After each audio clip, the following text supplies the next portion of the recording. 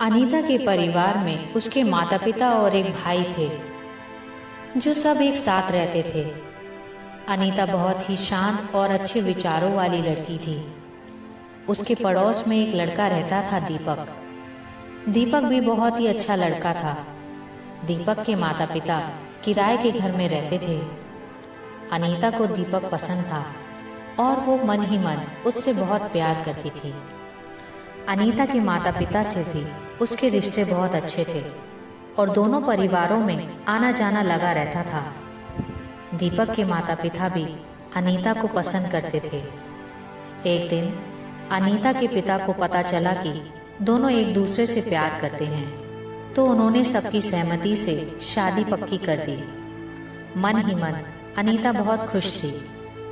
उसे उसका प्यार जो मिल रहा था। अनीता की खुशी खुशी शादी हो गई। अनीता और दीपक बहुत खुश थे। दोनों ने अपनी नई जिंदगी की शुरुआत बहुत अच्छे से की। फिर दीपक को दूसरे शहर में नौकरी मिल गई और सारे परिवार के साथ दीपक दिल्ली रहने चला गया।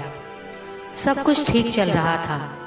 ये क्या, अनीता जिस दीपक से प्यार करती थी, अब वो दीपक एकदम बदल चुका था।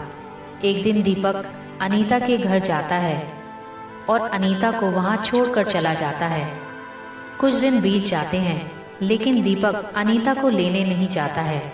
दीपक ने अनीता के माँ बाप से कुछ रुपयों की मांग की। अनीता के पिता को लगा कि शायद उसके दामाद को कुछ पैसों की जरूरत होगी, इसलिए उसके पिता ने जैसे तैसे बड़ी मुश्किलों से 3 लाख रुपयों का इंतजाम किया। फिर दीपक अनीता को साथ ले गया, लेकिन धीरे धीरे हालात बिगड़ने लगे। कुछ दिन बाद फिर से दीपक ने अनीता को उसके मायके छोड़ दिया और फिर कुछ रुपयों की मांग की। अब अनीता के पिता को लगा कि अनीता की जिंदगी का सवाल है, तो उन्होंने फिर से कर्ज लेकर कहीं से पैसे इकट्ठे किए और दीपक को दे दिए। अनीता पूरी तरह से टूट चुकी थी। वो कितना प्यार करती थी दीपक से, पर अब दीपक का असली चेहरा उसके सामने आ रहा था। दीपक के घर वाले भी पैसों के लिए अनीता पे बहुत अत्याचार करते थे, उसके साथ मारपीट करते थे। एक बार अनीता ने अपने माता पिता से पैसे मांगने से मना कर दिया, तो उसके पति ने उसे घर से ही निकाल दिया।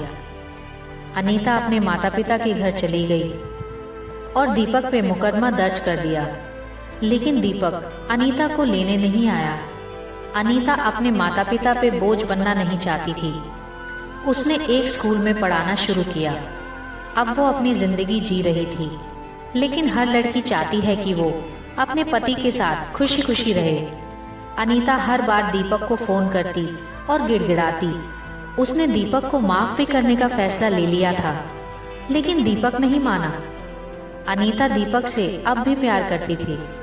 एक दिन अनीता शाम को घर आ रही थी, तभी उसने दीपक को फोन किया और बोली, मैं तुमसे अब भी बहुत प्यार करती हूँ, मुझे अपने साथ ले चलो, हम अपनी जिंदगी की एक नई शुरुआत करेंगे।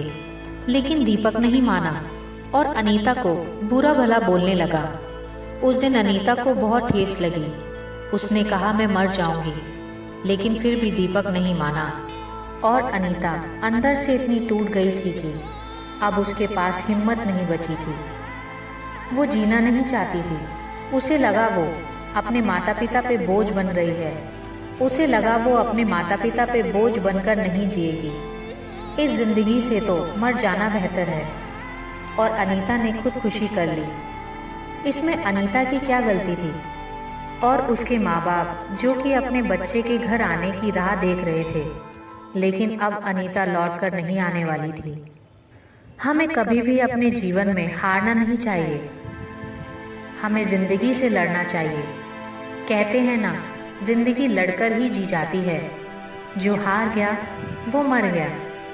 अगर दीपक उस दिन मान जाता तो अनीता आज बच जाती।